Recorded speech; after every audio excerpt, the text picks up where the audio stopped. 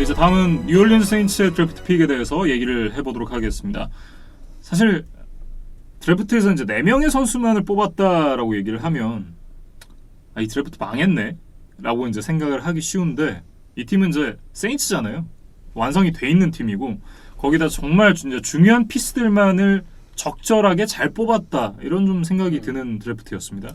이번 그 32개 팀 중에 가장 적은 선수들을 뽑았어요. 네. 이제 그럼에도 불구하고 양보다는 질로 승부를 했다, 이렇게 얘기를 할 수 있을 것 같고, 어쨌든 지금 드류 브리스의 시간이 그렇게 많이 남지 않았기 때문에 일단은 지금 윈나우 모드로 계속 달리고 있는 세인츠잖아요. 네. 이제 그에 걸맞은 좀 드래프트를 했다, 이렇게 평가를 하겠습니다. 네.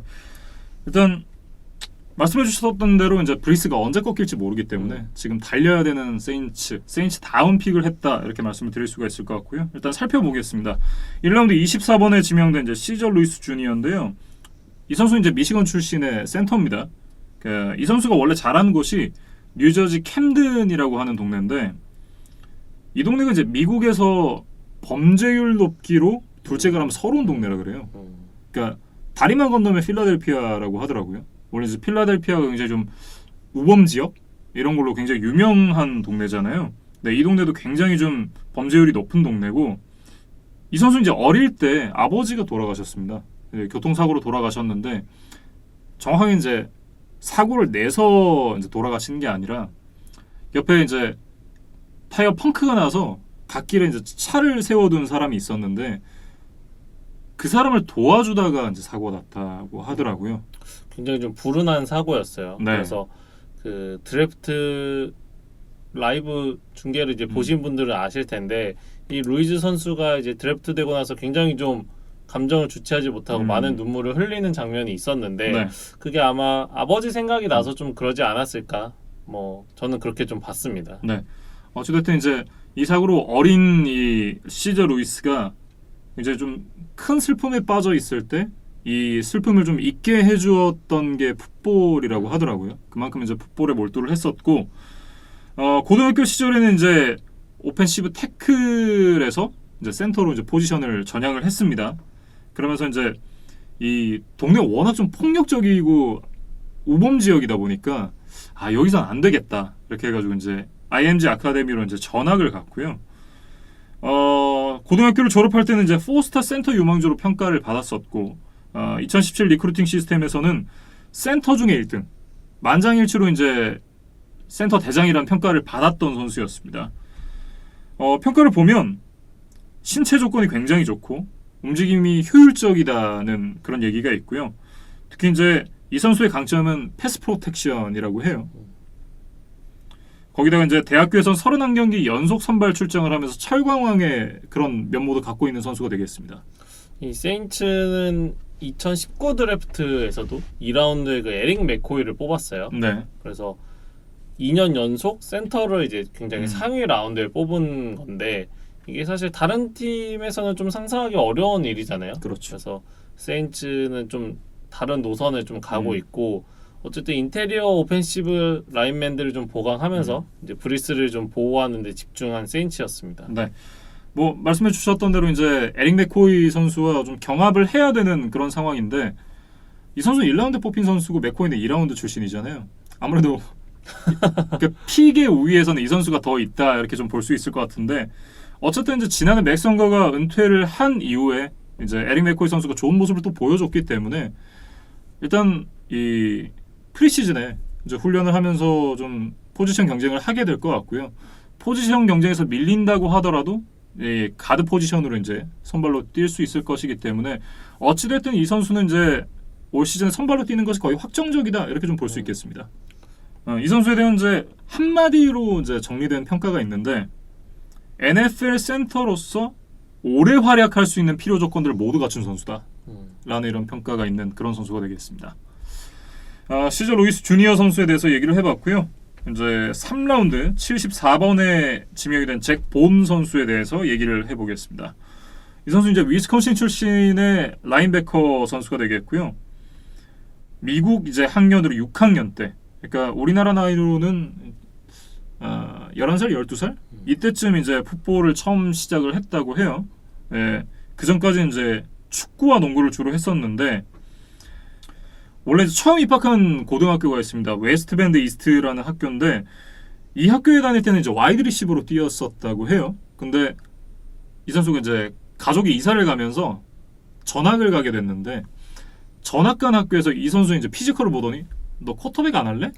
라고 했다 그러더라고요. 약간 이제 옛날에 이제 류중일 감독이 그 이승엽 선수한테 했던 얘기 있죠.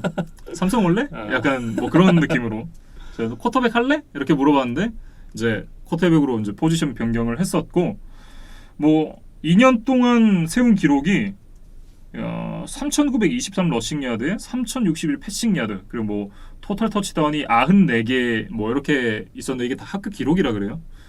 그러면서 이제 디펜시브 엔드로서도 뛰었었던 이제 고등학교 시절이었고 뭐 이 선수는 이제 농구도 잘했고 또 뭐 육상에서도 굉장히 두각을 드러내는 선수였다고 합니다. 100m 기록이 이제 10.91이라고 하니까 일단 또 스피드도 보유한 그런 선수가 되겠고요. 하지만 이제 좀 이름이 없는 학교를 다니다 보니까 평가 자체는 이제 3스타 유망주로 이제 분류가 됐었고 그래서 이제 FCS 레벨인 사우스다코타를 제외하고는 장학금 제한이 없었다고 해요. 그러다가 이제 위스콘신 학교에서 이제 라인베커 포지션으로 이제 그레이 셔츠 제안을 했다고 하는데 그러니까 저도 이제 그레이 셔츠가 뭔가 싶어가지고 찾아보니까 이 레드 셔츠는 이제 보통 흔히 아시잖아요. 그렇죠. 레드 셔츠가 장학금을 받고 훈련도 할 수 있지만 경기를 못 뛰는 개념이면 그레이 셔츠는 이제 장학금도 안 주고 훈련도 안 되는데 뭐 그러니까 당연히 경기도 못 뛰고 대신 입학하고 한 학기 뒤에 네가 풋볼을 하게 해줄게. 약간 이런 개념이라고 하더라고요. 굉장히 좀 신선한 개념이었는데 그런 이제 제안을 받았다가 이 사이닝 데이를 앞두고 위스콘신 감독이 바뀝니다. 네, 이제 폴 크리스트라는 감독으로 이제 감독이 바뀌면서 그레이 셔츠 제안 대신 이제 장학금을 받고 입학을 했다고 해요. 일단 사실 이제 그레이 셔츠라는 이런 개념이 굉장히 쉽게 접하기 어려운 개념이라서 이 얘기를 한번 들고 와봤고요. 이 선수에 대한 평가는 이제 폭발적인 운동 능력을 갖고 있고 뭐 이제 큰 손을 갖고 있어서 컨택 이후에 갭을 뚫는 능력이 굉장히 좋다. 뭐 블로커들에게 잘 속지 않는다. 뭐 스냅 타이밍 예측이 뛰어나고 주어진 역할에 끝까지 책임을 다하는 그런 선수다라는 좋은 평가들이 있습니다. 뭐 아까 이제 고등학교 때 그 쿼터백을 좀 했었다고 말씀을 해주셨는데 네. 이제 아까 말씀해주신 기록에서도 알 수 있듯이 당시에 이제 약간 듀얼 스렛 유형의 쿼터백이었어요. 예. 근데 어쨌든 쿼터백이라는 거는 이제 그 필드의 모든 곳을 이제 다 이렇게 꿰뚫어 볼 수 있는 능력들이 있어야 되는 거잖아요. 예. 그래서 이 선수가 이제 프로에서는 뭐 라인베커로 활약을 할 예정이지만 어쨌든 풋볼 IQ가 좀 뛰어나다는 평가고 기록을 좀 살펴보니까 19시즌에 75개의 태클, 그다음에 19.5개의 태클 포 로스, 그리고 12.5개의 색을 기록하면서 사실 이 정도면 저는 몬스터 시즌을 보냈다고 좀 평가를 하고 싶어요. 네. 이제 그 정도로 그 대학 레벨을 평정하고 이 NFL에 이제 좀 도전장을 낸 이 잭 보운 선수라고 말씀을 드리겠습니다. 네. 말씀해 주셨던 대로 대학 시절 이제 기록이 굉장히 좋았습니다. 근데 이 기록이 얼마나 대단한 기록인가 하면 이 선수가 이제 속한 컨퍼런스가 빅10이잖아요. 빅10에서 이 선수보다 더 좋은 수비 지표를 기록했던 선수가 단 한 명이 있었는데 그 선수가 체이스 형이라 그래요.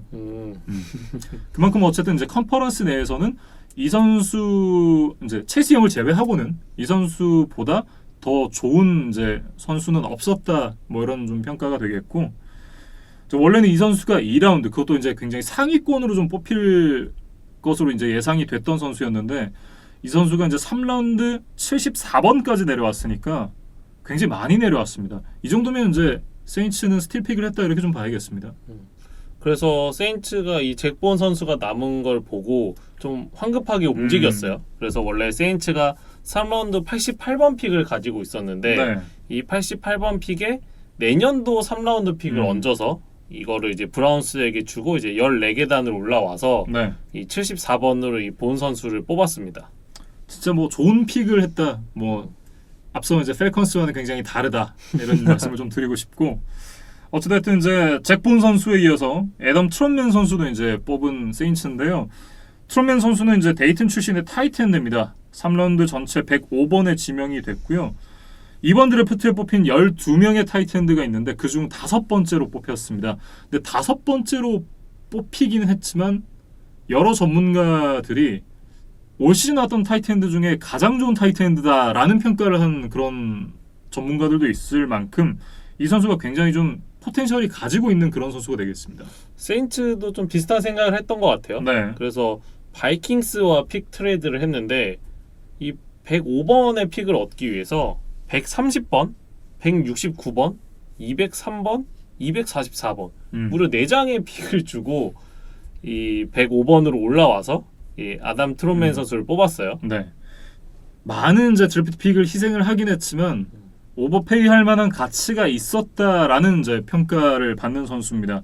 이 선수가 이제 2라운드 44번에 지명된 콜크맷 선수보다도 더 좋은 선수라는 평가를 하는 전문가들도 있었고요. 이 선수는 이제 고등학교 때까지 쭉 쿼터백으로 이제 성장을 했었는데 굉장히 좀 이 주목받지 못하는 학교에서 풋볼을 했었기 때문에 역시나 이제 노스타의 좀 서름을 겪었던 선수가 되겠습니다. 코넬에서만 이제 장학금 제안을 받았었는데 이 트롯맨 선수가 굉장히 좀 이 담대함도 가지고 있는 게 이 장학금 제안을 레버리지로 사용을 해서 데이튼에 입학을 했다 그래요. 그러니까 야 코넬에서 나한테 장학금 줬는데 너넨 안 줄래? 이렇게 된 거죠. 네, 이런 식으로 이제 이 장학금 제안을 레버리지로 사용을 해서 데이튼에 입학을 했고요. 이 선수 이제 피지컬이 굉장히 좋습니다. 196cm에 115kg. 그러니까 피지컬만 놓고 보면 뭐 트래비스 켈시 뭐 이런 선수와도 굉장히 좀 흡사하다라고 이제 말씀을 드릴 수가 있겠는데 켈시랑 비슷한 것이 이제 체격뿐만이 아니라 뭐 라우트도 잘 타고 거기다가 이제 뛰어난 피지컬을 바탕으로 이 높게 오는 패스를 굉장히 캐치를 잘한다라는 평가가 있더라고요. 그래서 19시즌 기록을 보면 70개의 캐치에 916야드를 기록을 했어요. 예. 그리고 터치다운을 무려 14개나 기록을 했으니까 물론 이제 2부 리그격이라고 할 수 있는 FCS에서 만든 기록이긴 하지만 또 타이트엔드라는 포지션을 감안하면 네. 굉장히 좋은 기록을 냈다고 할 수 있고 이 데이튼 대학 출신으로는 43년 만에 드래프트가 된 선수라고 해요. 네. 그러니까 이제 뭐 학교의 역사를 새로 쓴 선수다 뭐 이렇게 얘기를 해도 뭐 지나치지 않을 것 같습니다. 네. 더군다나 이 선수가 이제 이 데이튼의 지난 3년간의 그 리셉션 리더였고 더군다나 이제 4년 동안 부상이 단 한 번도 없을 만큼 이 뭐 강철 피지컬을 보유하고 있다 이렇게 말씀을 드릴 수가 있을 것 같은데요. 거기다가 또 하나 이제 좀 주의 깊게 봐야 될 부분은 이 선수가 원래는 이제 쿼터백이라는 말씀을 드렸었잖아요. 근데 타이트엔드로 전향한 게 대학 2년 차라 그래요.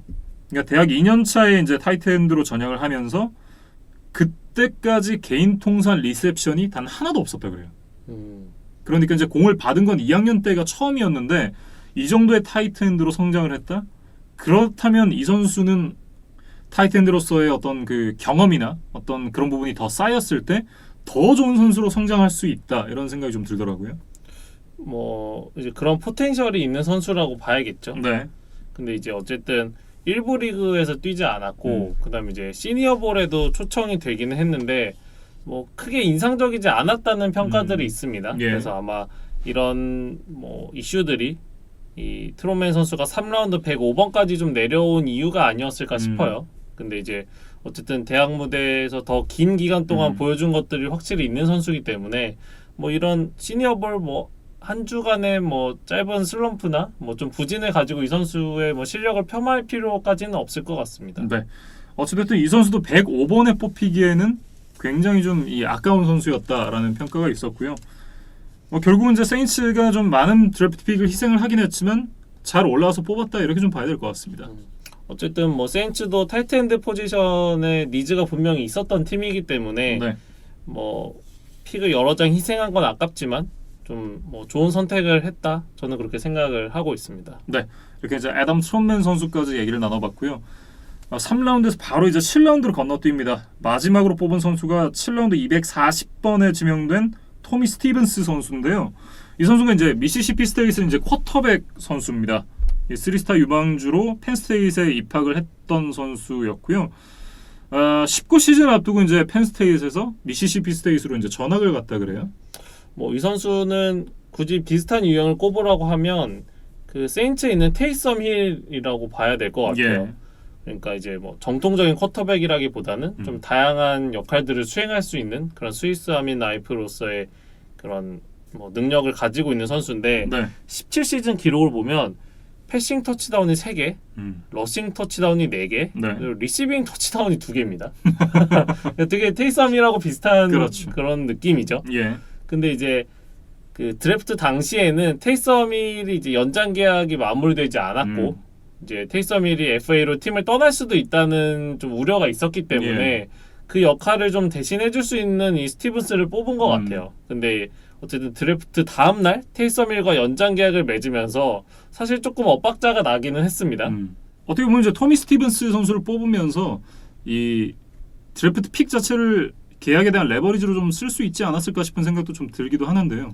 이 션 페이튼 감독이 또 여우 같은 면모가 있잖아요. 그렇죠. 그래서 아마 션 페이튼 감독이라면 충분히 그런 생각을 했을 수도 있겠다라는 생각도 들고 네.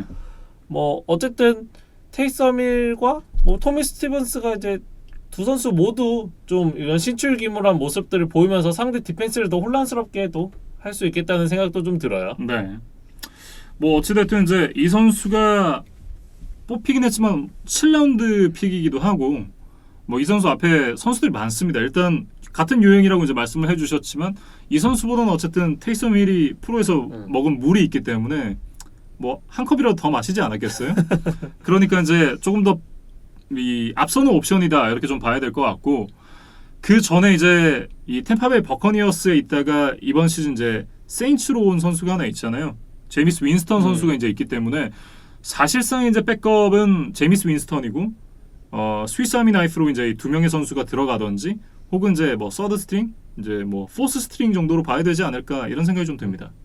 그래서 뭐 저는 이 선수의 어떤 뭐 장단점보다는 이 선수가 이제 세인츠에 드래프트된 그 비하인드 스토리가 굉장히 재밌더라고요. 네. 그래서 그것들을 좀 준비를 해왔는데 사실 세인츠가 이 7라운드 240번 픽이 없었어요. 예. 근데 그 휴스턴 텍산스에게 내년도 6라운드 픽을 주면서까지 굳이 7라운드 픽을 이제 받아와서 뽑은 선수란 말이죠. 네. 근데 이제 왜 그랬는고 하니 사실 이 토미 스티븐스는 원래 캐롤라이나 팬서스와 좀 교감이 있었다고 해요. 예. 그래서 팬서스가 언드래프티드 프리 에이전트로 이 토미 스티븐스와 뭐 계약을 할 예정이었고 뭐 이제 구체적인 금액 이야기까지 좀 오고 가고 이제 예. 상호 간에 좀 동의가 있었다고 해요.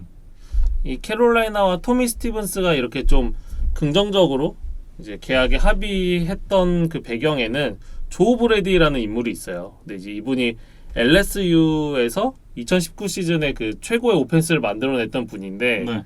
이분이 이제 20 시즌에 그 펜서스의 오펜시브 코디네이터로 부임을 했거든요. 그렇죠. 그런데 이 조 브래디 코치와 토미 스티븐스가 그 펜스테이트 시절에 선수와 코치로 함께하면서 좀 좋은 관계를 유지를 했었다 그래요. 네. 그래서 아마 프로 무대에서까지 좀 조 브래디 코치가 이 스티븐스를 좀 영입하고 싶었던 것 같습니다. 네. 근데 이제 어쨌든 이제 자기를 잘 쓸 줄 아는 코치 밑으로 가면 본인도 기회를 더 많이 부여받고 그런 부분에선 서로 이득이라고 좀 봐야겠죠. 근데 이제 세인츠도 이 스티븐스 선수에게 좀 눈독을 들였고 네. 뭐 이 펜서스와 좀 금액 이야기가 된 것을 알고 나서 한 3배 정도 더 많은 연봉을 제시를 했었다 그래요. 네. 이제 언드래프티드 프리 에이전트 조건인데 연봉을 더 많이 주겠다고 이제 제안을 한 거죠. 근데 이제 스티븐스가 이 조 브래디와의 관계를 이유로 뭐 나는 이제 돈보다는 네. 그 브래디를 선택하겠다고 이야기를 하자 이 션 페이튼 감독이 뭐 이제 자기가 원하는 건 무조건 가져야 되는 거죠. 그래서 이 토미 스티븐스 선수에게 선택권을 주지 않을 수 있는 방법, 네. 이 바로 드래프트를 해버리면 되는 거거든요. 그래서 이 내년도 6라운드 픽을 희생해서까지 이 자신의 목적을 달성한 션 페이튼 감독입니다. 약간 그런 것 같은데요. 나한테 이렇게 한 선수는 네가 처음이야. 약간 이런 느낌 아니에요? 널 갖고 말겠어. 약간 이런 느낌으로 뽑은 것 같은데 어찌됐든 이제 뭐 이 선수도 말씀드렸던 대로 이 스위스 아미 나이프로 좀 사용할 수 있는 그런 선수기 때문에 또 그런 선수를 이미 갖고 있지만 이제 칼이 하나 있는 것보다 쌍칼이면 더 좋잖아요. 내가 쌍칼을 좀 갖고 싶었던 이 션 페이튼 감독이 아닌가 이런 생각이 좀 듭니다. 뭐 디비전 라이벌을 좀 방해하려는 의도도 있지 않았을까 싶어요. 아, 네. 그렇겠죠. 뭐 어쨌든 그 따라하지 마, 뭐 이런 건가요? 네, 그리고 네. 수단과 방법을 가리지 않고 자신의 목적을 달성하는 이 션 페이튼의 좀 독한 면모를 볼 수 있었던 뭐 이 토미 스티븐스 선수 픽이었는데 네. 만약에 이 선수가 NFL에 와서 좋은 활약을 한다면 그 세인츠와 펜서스가 이제 매년 2번씩 만나잖아요. 네. 이게 토미 스티븐스 더비가 되지 않을까 뭐 그런 좀 생각을 해봤습니다. 네. 이렇게 이제 토미 스티븐스 선수까지 얘기를 해봤습니다. 세인츠는 사실 이제 4명의 선수밖에 드래프트가 되지 않았기 때문에 얘기를 할 게 그렇게 많지 않았어요. 뭐 사실 지금 코로나 시국에서 그 드류 브리스가 좀 말실수를 하면서 네. 사실 좀 팀 분위기가 좀 흉흉하긴 할 거예요. 근데 어쨌든 뭐 반전을 또 잘 했잖아요. 네. 근데 어쨌든 세인츠는 이번 시즌 또 우승을 목표로 달려가야 하는 팀이기 때문에 네. 이 4명의 신인들이 또 좀 보탬이 돼야 될 것 같습니다. 네. 이렇게 이제 뉴올리언스 세인츠까지 정확하게 절반으로 왔습니다. 네, 저희가 16개 팀에 대해서 지금 좀 다뤘네요. 네. 이제 다음으로 살펴볼 지구는 이제 AFC 북부 지구입니다. 이제 신시내티 벵갈스, 그리고 클리블랜드 브라운스, 이제 피츠버그 스틸러스, 그리고 이제 볼티모어 레이븐스까지 4개 팀에 대해서 이 드래프트 픽을 살펴보도록 하겠습니다.